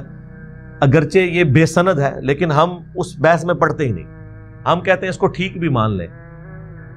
ابو لہب نے نبی الاسلام کی خوشی پیغمبر کی حیثیت سے نہیں منائی تھی، اپنے بھتیجے کی حیثیت سے، کیونکہ آپ کی شخصیت بہت بڑی ہے، اس کو مرنے کے بعد تھوڑا بہت بینیفٹ مل گیا. لیکن کیا اس حدیث کی بنیاد پہ صحابہ کرام، خلفائے راشدین، خود نبی علیہ السلام، کیا آپ ہر سال اپنی پیدائش کے دن لونڈیاں آزاد کرتے تھے، یا لنگر پکوا کے تقسیم کرتے تھے، یا جلوس یا جھنڈے کرتے تھے؟ تو پھر مسئلہ حل ہوگا. جب تک آپ اس کو اس طریقے سے بیان نہیں کریں گے، ایک واقعہ ہے، اس سے پوری ڈاکٹرن کھڑی نہیں ہو جاتی. وہ کہتے ہیں نہیں جی ایک ملتا ہے نا سنن کبریٰ البیہقی کے اندر اور طبرانی کی المعجم کے اندر کہ نبی الاسلام نے اپنی پیدائش کی خوشی میں بکری ذبح کی اور اس کا کھانا بنا کر صحابہ کرام کو کھلایا. ہم کہتے ہیں میرے بھائی ایسی کوئی حدیث نہیں ہے.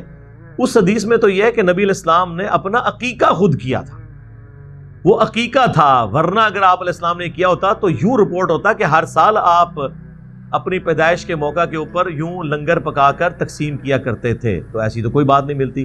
آؤٹ آف کانٹیکسٹ چیزوں کو کوٹ مت کریں. پھر کہتے ہیں دیکھیں جی ہجرت مدینہ جب ہوئی، اللہ کے محبوب صلی اللہ علیہ وآلہ وسلم جب مدینہ شریف آئے تو بنو نجار کی بچیوں نے مدینہ شریف کی چھتوں پر کھڑے ہو کر، یہ صحیح مسلم میں موجود ہے تفصیل، یا محمد یا رسول اللہ کا نعرہ لگایا اور حضور علیہ السلام کو ویلکم کیا. طلع البدر علینا، وہ جو کلام بھی آپ کو ملتا ہے. وہ کہتے ہیں یہ بات ثبوت ہے کہ نبی علیہ السلام کی پیدائش کی خوشی منانی چاہیے، کیونکہ نبی علیہ السلام جب ہجرت کر کے آئے تو وہاں کی بچیوں نے خوشی منائی. یار وہ تو ایک ایونٹ تھا، اس کو سیلیبریٹ کیا. یہ تو نہیں ہے کہ ہر سال جب ہجرت کا دن آتا تھا یا میلاد کا دن آتا تھا تو وہ بچیاں یوں چھتوں پہ چڑھ کے تو یہ پڑھتی تھیں. وہ ایک ایونٹ تھا. وہ تو آج نبی علیہ السلام تشریف لے آئے تو ہمارا تو شاید اس سے بھی بڑھ کر والہانہ ایٹیچیوڈ ہو نبی علیہ السلام کو ویلکم کرنے میں. تو یہ آپ معاملات کو دیکھیں. نبی علیہ السلام کی مبارک زندگی کے جو واقعات ہیں ان کو آپ آج کے دور میں اس طریقے سے اکثر چیزوں کو پریزنٹ نہیں کر سکتے. اس پہ میں ایک جملہ بولا کرتا ہوں اور یہ صدیوں کا آپ سمجھ لیں ایک اختلاف ہے جسے میں نے ایک جملے میں جمع کر دیا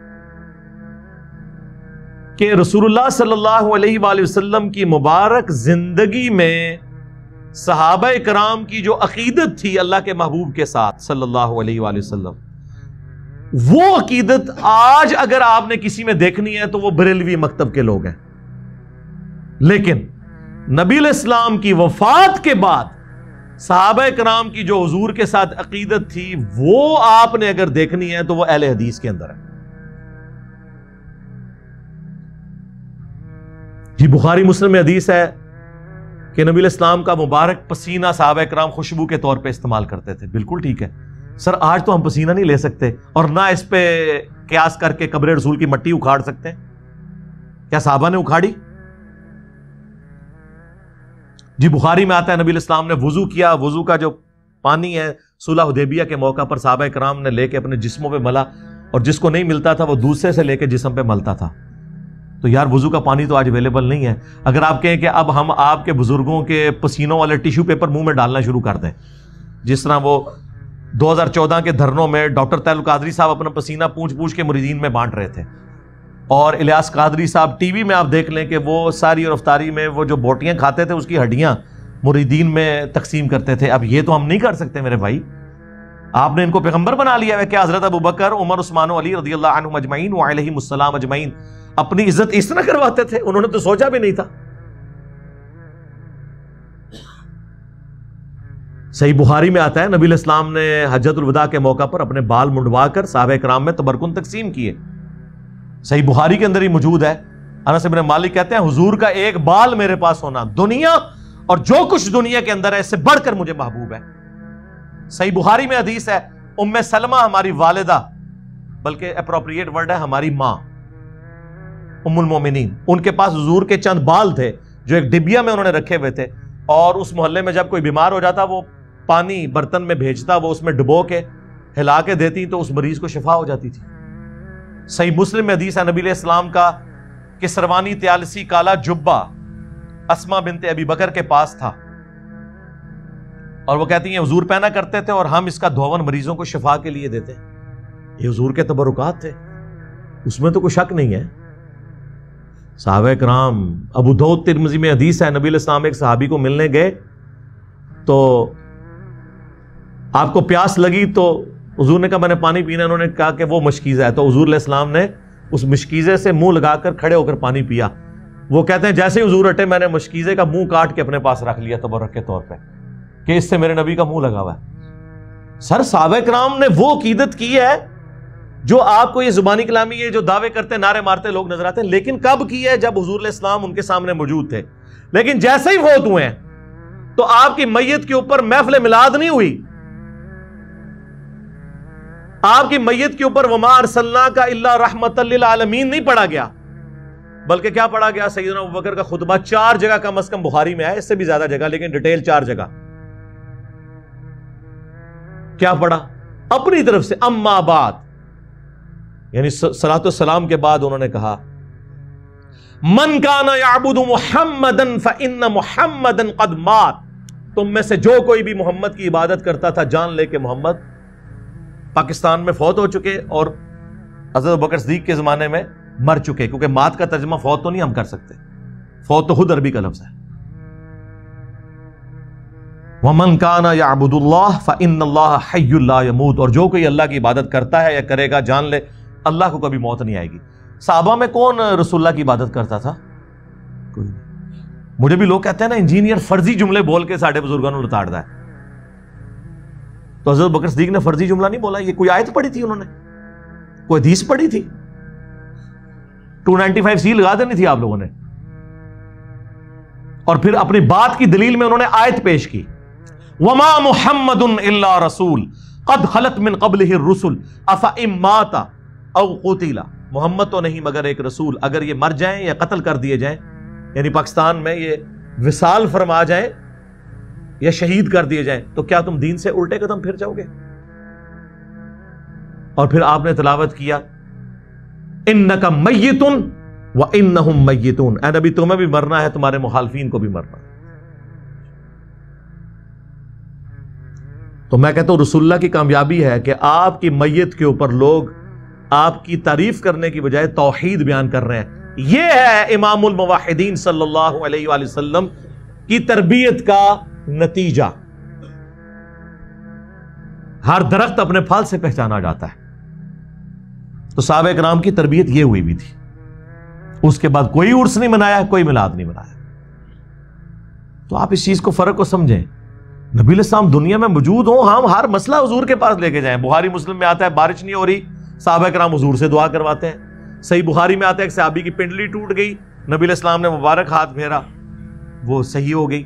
بخاری مسلم میں آتا ہے کہ نبی علیہ السلام صلح حدیبیہ کے موقع پر جب پانی نہیں تھا, آپ کو پیالہ جمع کر کے دیا گیا, آپ نے مبارک انگلیاں اس میں داخل کی, 1500 صحابہ نے وضو کیا, اپنے جانوروں کو پلا لیا, تب بھی بچ گیا. اور جابر بن عبداللہ کہتے ہیں ہم 1,00,000 بھی ہوتے نا, پانی اس سے بھی زیادہ تھا. حضور کا معجزہ ظاہر ہوا. تو آج اگر حضور موجود ہو ہم, اور یہ میرا اپنا عقیدہ نہیں ہے, یہ حضرت عمر کا عقیدہ ہے. 1010 نمبر حدیث صحیح بخاری میں, اِنَّا كُنَّا نَتَوَسَّلُ إِلَيْكَ بِنَبِيِّنَا صلی اللہ علیہ وآلہ وسلم, اے اللہ پہلے ہم تیرے نبی کو تیری بارگاہ میں پیش کیا کرتے تھے توسل کے طور پر, اب ہم تیرے نبی کے چچا کو لے کے آئے ہیں, تو ان کی دعا کی برکت سے بارش نازل فرما, تو بارش نازل ہو جاتی. قبر رسول پہ تو نہیں گئے.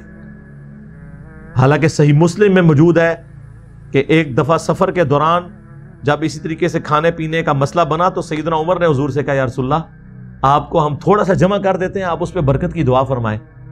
تو بڑی مشکل سے آدھا پیالہ جمع ہوا, حضور نے اس پہ برکت اپنی مبارک ہاتھ ڈالا, تو سب لوگوں کو کفایت کر گیا. تو حضرت عمر یہ بھول گئے تھے, قبر رسول پہ جاتے کہتے یا رسول اللہ اپنا ہاتھ باہر نکالیں. آپ نے 500 سال بعد تو شیخ احمد رفاعی کے لیے نکالنا ہی ہے. شیخ زکریا کاندلوی نے فضائل حاج میں نقل کیا, اور فضان سنت میں الیاس قادری صاحب نے. تو میرے تو گھوڑوں کے قدموں کی خاک کو وہ لوگ نہیں پہنچ سکتے, تو یا رسول اللہ آپ اپنا ہاتھ مبارک باہر نکالیں. نا اس زمانے سے عقیدے یہ گلاں نہیں سن ہوندیاں, پرانیاں گلاں, پرانے عقیدے, پرانے بابے تے شاہی کوئی نہیں. حضرت عمر کے مقابلے میں, میرے مقابلے میں نہیں. تو حضرت عمر کے لیے تو کوئی نہیں نکلی. تو مثالیں تو ہم نے وہاں سے ہی دینی. بھائی حضرت عمر کے لیے اگر ہاتھ نہیں نکلا تو بابے تے شاہی کوئی نہیں. جھوٹے واقعات. تو نبی علیہ السلام کی مبارک زندگی میں آپ کے ساتھ جو معاملات تھے وہ وفات کے بعد اس طریقے سے نہیں ہو سکتے.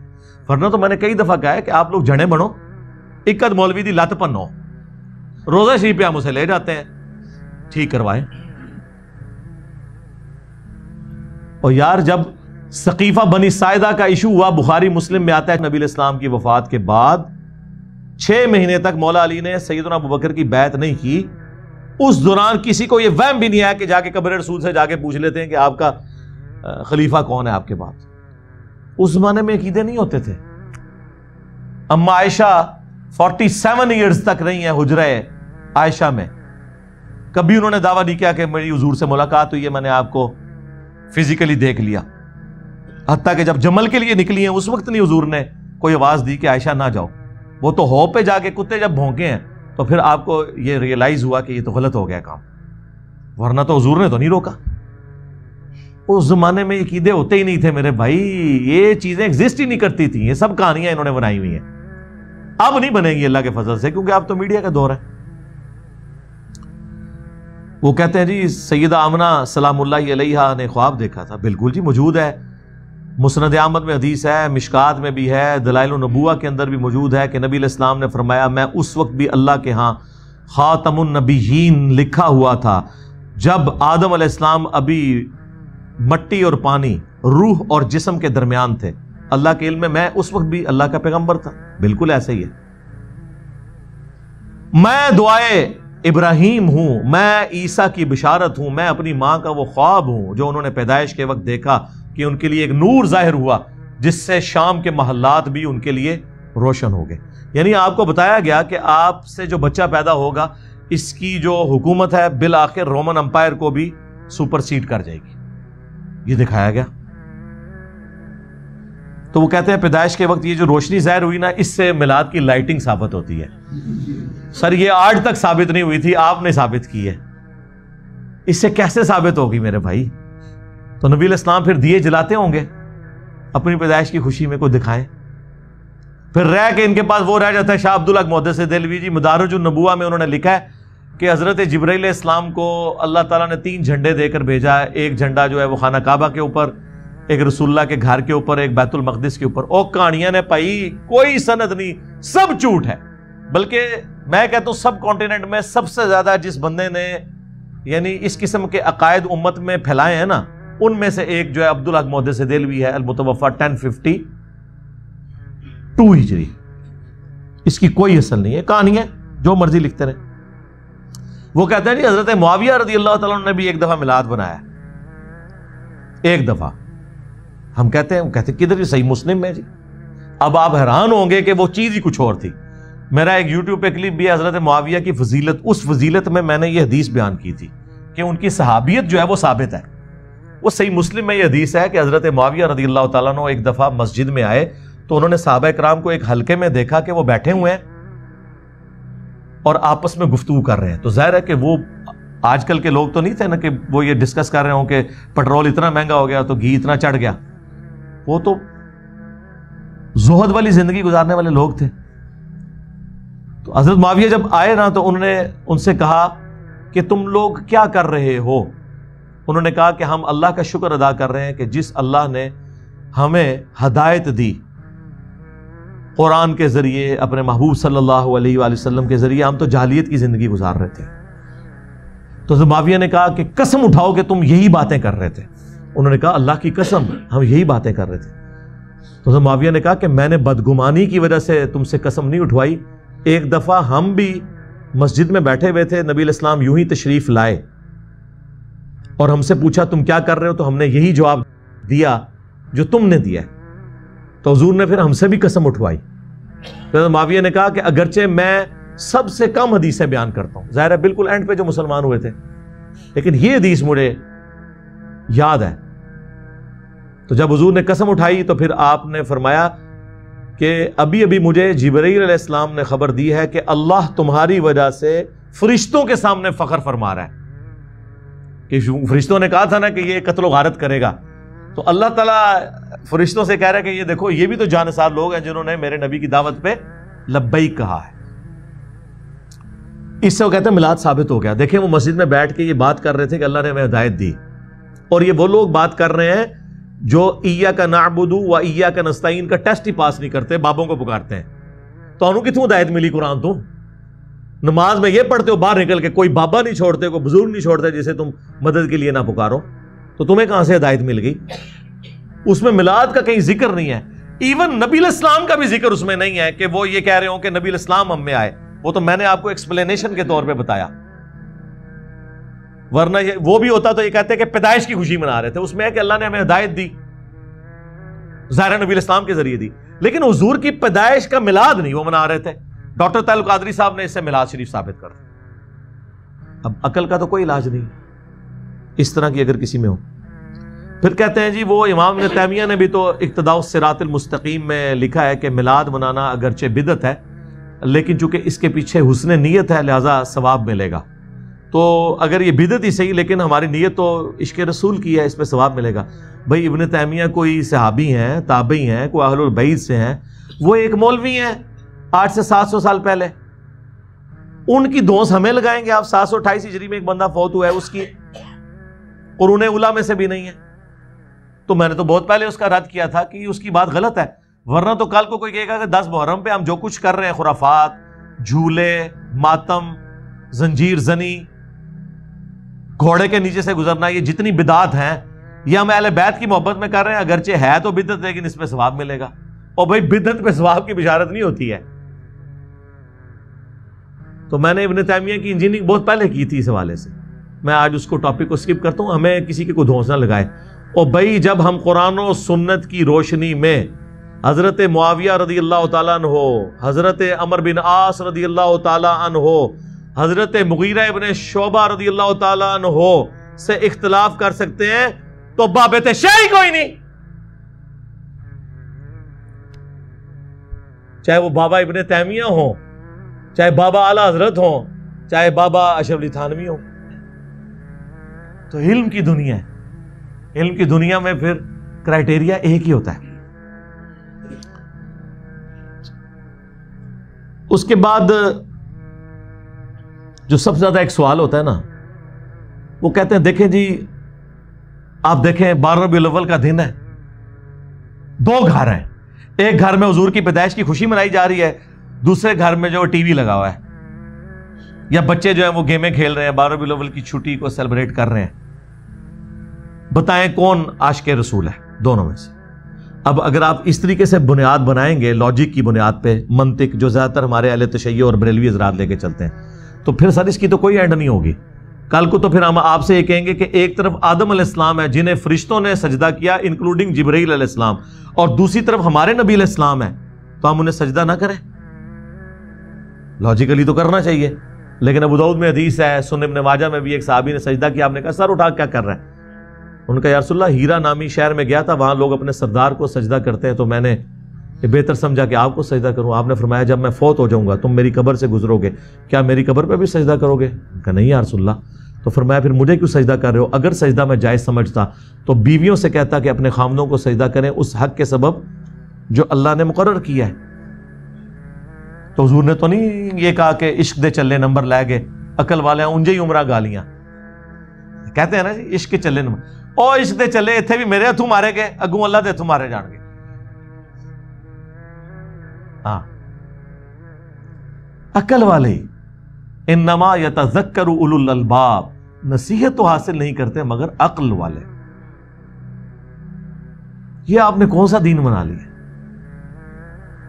تو اس طریقے سے چیزوں کو نہیں پریزنٹ کیا جا سکتا۔ تو اس کی پھر میں ان کو پھکی دیتا ہوں کہ دیکھیں کہ 10 محرم کا دن ہے، ایک گھر میں مجلس ہو رہی ہے، لوگ چیخو پکار کر رہے ہیں، ماتم کر رہے ہیں، اہل بیت کے مصائب کو یاد کر کے رو رہے ہیں، اور دوسرے گھر کے اندر ٹی وی چلا ہوا ہے، بلکہ اس سے بھی بڑھ کر اعلیٰ حضرت کی کتاب رد الرافضہ رکھی ہوئی ہے جس میں شیعہ کو کافر ڈکلیئر کیا گیا ہے۔ ایک طرف اہل بیت کے غم میں لوگ رو رہے ہیں، یہ شیعہ کا گھر ہے، یہ بریلویوں کا گھر ہے۔ اب بتاؤ کہ عاشق اہل بیت کون ہے؟ تو کہیں گے نہیں، عشق اہل بیت کا یہ تقاضا نہیں ہے کہ اس طرح کی بدعت کی جائے۔ تو سر عشق رسول کا بھی یہ تقاضا نہیں کہ اس طرح کی بدعت کی جائے۔ پھکی کے بغیر، اینٹی وینم الزامی جواب کے بغیر بات سمجھ نہیں آتی۔ خود تو آپ بھی یہ سب کچھ کر رہے ہیں۔ اہل بیت کی محبت بھی ہمارے ایمان کا حصہ ہے۔ صحیح مسلم کی حدیث، علی سے محبت نہیں رکھے گا مگر مؤمن، علی سے بغض نہیں رکھے گا مگر منافق۔ المستدرک للحاکم میں 2 حدیثیں ہیں، اگر کوئی شخص پوری زندگی مقام ابراہیم اور حجر اسود کے درمیان کعبے کے سامنے نمازیں پڑھتا رہے اور روزانہ روزہ بھی رکھتا رہے، لیکن اس حال میں اللہ کو ملے قیامت کے دن کہ اس کے دل میں ہم اہل بیت کا بغض ہوا، تو اللہ اسے ضرور دوزخ میں داخل کرے گا۔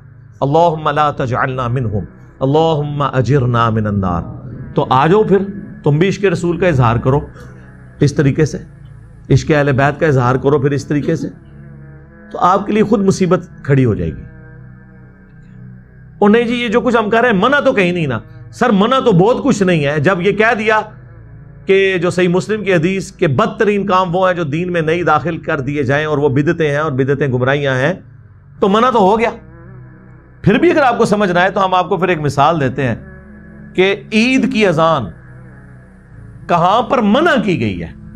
وہ کہتے ہیں نہیں بخاری مسلم میں حدیث ہے کہ نبی علیہ السلام عید کی اذان نہیں دیتے تھے، تو اس سے کیا فرق پڑتا ہے؟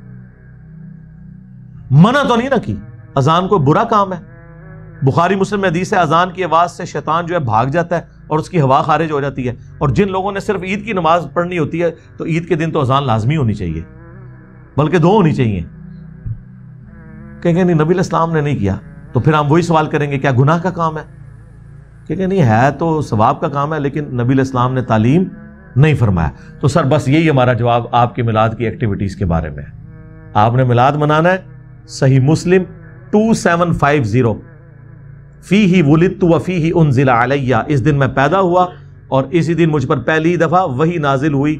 آپ روزہ رکھ کر منڈے والے دن ہر ہفتے ہر ویک میں منڈے کا روزہ رکھ کر میلاد منائیں، جشن میلاد بھی منائیں اور جشن قرآن۔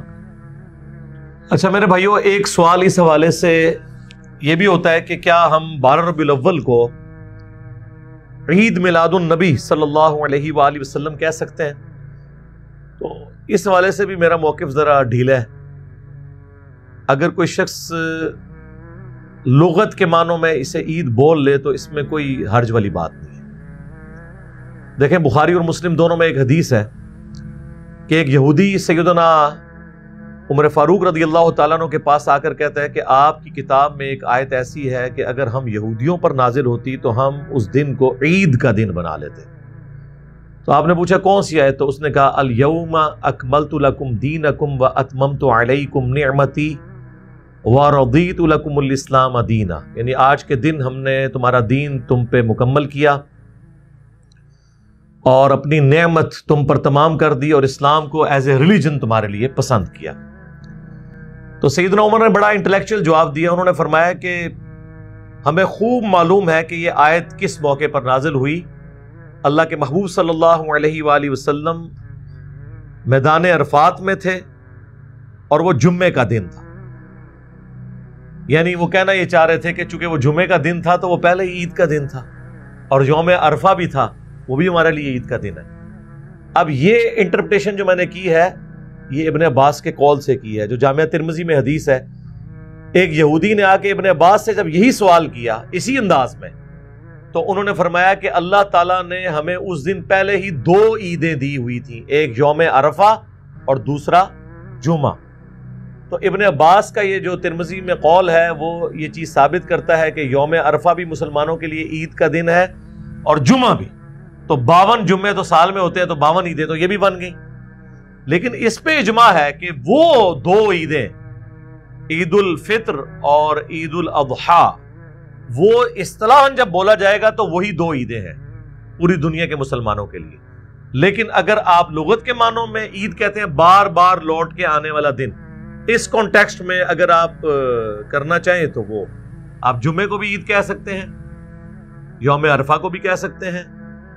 بخاری اور مسلم میں آتا ہے کہ 10 محرم کے دن یہودی روزہ رکھتے تھے، تو نبی علیہ السلام نے جب پوچھا تو انہوں نے کہا کہ حضرت موسیٰ علیہ السلام کو نجات ملی تھی فرعون سے، تو اس خوشی میں ہم رکھتے ہیں۔ تو نبی علیہ السلام نے فرمایا کہ پھر تم بھی 10 محرم کا روزہ شکرانے کے طور پر رکھو۔ بعض نے عرض کی کہ اس میں تو یعنی یہودیوں کی مشابہت ہو جائے گی، تو پھر آپ نے فرمایا کہ پھر تم 9 کا بھی رکھو۔ صحیح مسلم میں الفاظ موجود ہیں، اس پہ میری ڈیٹیل ویڈیو الگ سے بھی ریکارڈ ہے۔ تو عید میلاد النبی کوئی بول لیتا ہے صلی اللہ علیہ وآلہ وسلم، تو اس میں چڑھنے کی کوئی ضرورت نہیں ہے۔ اصل مقصد یہ ہے کہ لوگوں کو بات سمجھائی جائے، ہمارا یہی مقصد ہے الحمدللہ۔ اچھا، اس حوالے سے بعض لوگ یہ پوچھتے ہیں کہ اب میلاد کے اوپر اگر کوئی گھر میں کھانا بھیج دیتا ہے، بھئی جو کھانا لے کے آئے اس سے پوچھیں کس کے نام کی نیاز ہے۔ 10 محرم کا کھانا ہو، 11ویں کا کھانا ہو یا میلاد کا کھانا ہو، جو لے کر آئے اس سے پوچھیں کس کے نام کا ہے۔ اگر وہ کہے نا اللہ کے نام کا ہے تو لے لیں اور کھا لیں، کوئی مسئلہ نہیں۔ اور اگر وہ اللہ کے سوا کسی اور کا ذکر کرے پھر بھی اس سے پوچھ لیں۔ بعض اوقات لوگوں کو بتانے میں وہ کہہ دیتے ہیں نا عبد القادر جیلانی کی 11ویں، ان کو کہیں کہ ان کے نام کیا یا اللہ کے نام کیا، اور ان کو ثواب پہنچانے کے لیے، یعنی اگر بریانی کھانی ہے تو پھر پوری تحقیق کر لو۔ تو انشاءاللہ آپ کو سارے مسلمان یہی کہیں گے کہ یہ ثواب پہنچانے کے لیے۔ تو میت کی طرف سے اصالہ ثواب، صدقہ اور خیرات کا جو کھانا ہے وہ آپ کھا سکتے ہیں۔ آپ اس ایکٹیویٹی کے بارے میں کہہ سکتے ہیں کھانا حرام نہیں ہوگا، اس ذہن میں رکھیے گا، کھانا اپنی جگہ حلال ہی رہے گا۔ یہ کرنا کہ کھانا لے کے اوپر کبوں کو ڈال دینا یا نہ لینا، غصے کا اظہار کرنا، اس طرح کرنے سے میرے بھائی کوئی تبلیغ نہیں ہونی ہے۔ یہ تبلیغ کا اچھا موقع ہے، کوئی لے کے آ جائے تو اس سے پوچھیں بیٹا یہ کس کے نام کا ہے، اس کو کم از کم تبلیغ کریں اللہ کے نام کا ہے۔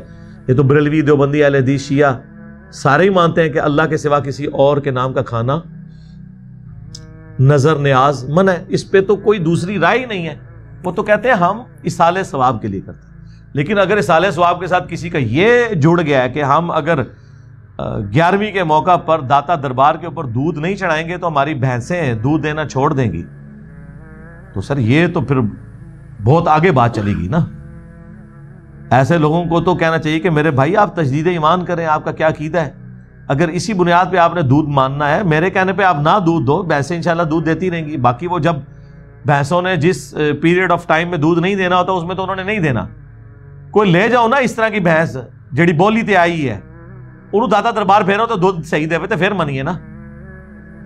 آپ جائیں آسٹریلیا میں دیکھیں، نیوزی لینڈ میں دیکھیں، ایک شکل کی بکریاں، ایک شکل کی گائیں یوٹیوب پہ ویڈیوز رکھی ہوئی ہیں، کتنا کتنا دودھ دے رہی ہیں. آپ کے سارے بزرگ مل کے بھی ایک بھینس سے اتنا دودھ نہیں نکال سکتے جتنا وہ نکال رہے ہیں. تو انہوں نے کیوں نہیں بزرگ مند ہے؟ اتنی اتنی خوبصورت گائے بھینسیں. یہ ایک ٹیکنالوجی ہے اللہ تعالیٰ نے انسان کو طے کروا دی ہے. دنیا بقدر ایفرٹ ہے, جو کوشش کرے گا اس کو ملے گا. تو میں نے کوشش کی ہے کہ اس حوالے سے جتنی باتیں بھی ربیع الاول کے حوالے سے پوچھی جاتی ہیں, میلاد کے حوالے سے, ان کو بیان کر دوں. باقی میں کبھی بھی ہارڈ سٹانس نہیں لیتا, کیونکہ آپ یہ ذہن میں رکھیے گا کہ آپ جس ملک میں رہ رہے ہیں وہاں پر صدیوں سے ان چیزوں کو نبی علیہ السلام کے ساتھ عقیدت کے ساتھ لوگوں نے جوڑا ہوا ہے. لہٰذا کوئی یہ حرکت نہ کرے کہ کوئی میلاد کا جھنڈا پھاڑ دے, کوئی ضرورت نہیں ہے. کہیں پہ لائٹنگ ہوئی ہے اس کو خراب کر دیں, کوئی ضرورت نہیں. میں آپ کو اپنا بتاؤں, جب میرے بچے چھوٹے چھوٹے تھے نا, تو میلاد کے ظاہرہ مہینے میں تو پورا کلچر ہے سب کانٹیننٹ کا. آپ کیا بچوں کو لائٹنگ کرنے سے, جھنڈیاں لگانے سے روک سکتے ہیں؟ مجھے بتائیں. تو میں خود انہیں پیسے دیتا تھا, وہ ظاہر پیسے مانگتے تھے کہ ہم نے بھی جھنڈیاں لگانی ہے. میں کہتا ٹھیک ہے لگا لو, لیکن اب جب تھوڑا سا استعمال ہے, میں نے انہیں منع نہیں کیا. وہ خود ہی پوچھتے ہیں کہ بابا یہ, اب ظاہر ہے وہ جب بندہ ویڈیوز دیکھتا ہے اس کو آئیڈیا ہوتا ہے کہ نبی الاسلام نے, صحابہ نے یہ کام کیا. نہیں, اس دفعہ میلاد آیا ہے تو اب انہوں نے کوئی ڈیمانڈ نہیں کی ہے کہ ہم نے لگانا ہے نہیں لگانا, خود بخود. آپ نے نیگیٹو سائیکالوجی کبھی ڈیولپ نہیں ہونے دینی. اس کا فائدہ یہ ہوگا کہ نفرت نہیں آئے گی کسی کے دل کی. میرے پاس وہ محلے والے کچھ کٹھے ہو کے آگے, جی ہم نے جھنڈیاں لگانی ہے تو چندہ چاہیے. میں نے کہا یہ لو یار لگاؤ. اگر میں اس کے بجائے ہارڈ سٹانس لے لوں, آج ان میں سے کئی بچے ہیں جنہوں نے حق قبول کر لیا. میرے گھر آج سے 20 سال پہلے کوئی 1.5 لاکھ روپے کا میں نے سامان, آج کا سمجھ لیں 1 ملین کے قریب وہ بنتا ہے, میں نے سامان میلاد کا میں نے اپنا ذاتی بنوایا ہوا تھا, جو ہم اپنا چوک سے جاتے تھے. اور یقین کریں ہمیں کبھی یہ وسوسہ بھی نہیں آیا تھا کہ ہم غلط ہیں, اور اللہ کے فضل سے کبھی یہ بھی وسوسہ نہیں آیا تھا کہ ہمارے علاوہ کسی نے جنت میں جانا ہے. تو جو جدھر لگا ہوا ہے نا میرے بھائی, وہ جذبات کے ساتھ لگا ہوا ہے. ہدایت مل جاتی ہے اگر آپ ہدایت کا دروازہ بند نہ کریں. خدا کے لیے کسی سے نفرت نہ کریں, پیار محبت سے. آپ دیکھیں ہماری اس دعوت سے سب سے زیادہ اگر کوئی چینج ہوئے ہیں وہ بریلوی ہوئے ہیں, شیعہ ہوئے ہیں, دیوبندی ہوئے ہیں, اہل حدیث ہوئے ہیں. بلکہ 2 فرقے تو مک ہی گئے ہیں, اہل حدیث اور شیعہ. کیونکہ اہل حدیث جو ہوتا تھا وہ بریلوی سے تحقیق کر کے ہوتا تھا. اب کوئی بریلوی اگر تحقیق کرتا ہے تو وہ اہل حدیث نہیں ہوتا, کیونکہ اسے یہ پتا ہے کہ اہل حدیث میں وہ خامیاں موجود ہیں جو انجینئر صاحب ہائی لائٹ کر رہے ہیں, جو ان کو ویسے ہی نہیں اچھی لگتی, یعنی یزیدیت اور ناسبیت. اسی طریقے سے اہل تشیع میں جتنے پڑھے لکھے لوگ تھے وہ پہلے ہی تنگ تھے کہ یہ صحابہ کرام پہ اعلانیہ سب و شتم کرنا اور عجیب قسم کی یہ ٹیبوز والی ایکٹیویٹیز کرنا, ٹھیک ہے, اپنے آپ کو زخمی کرنا اور پوری دنیا میں اسلام کی بدنامی کا باعث بننا. ٹھیک ہے, وہ ایک اہل تشیع عالم کو میں ٹی وی پہ سن رہا تھا, وہ کہتے ہیں کہ جب یہ ہمارے لوگ گستاخانہ کارٹونز کے اوپر اپنی املاک کو نقصان پہنچاتے ہیں, گاڑیاں توڑتے ہیں, موٹر بائک توڑ دیتے ہیں, مشینیں ATM کی توڑ دیتے ہیں, لوٹ لیتے ہیں, تو غیر مسلموں کو کیا امیج آتا ہوگا کہ اسلام تو امن کا دین ہے اور اس میں اس قسم کی بدامنی.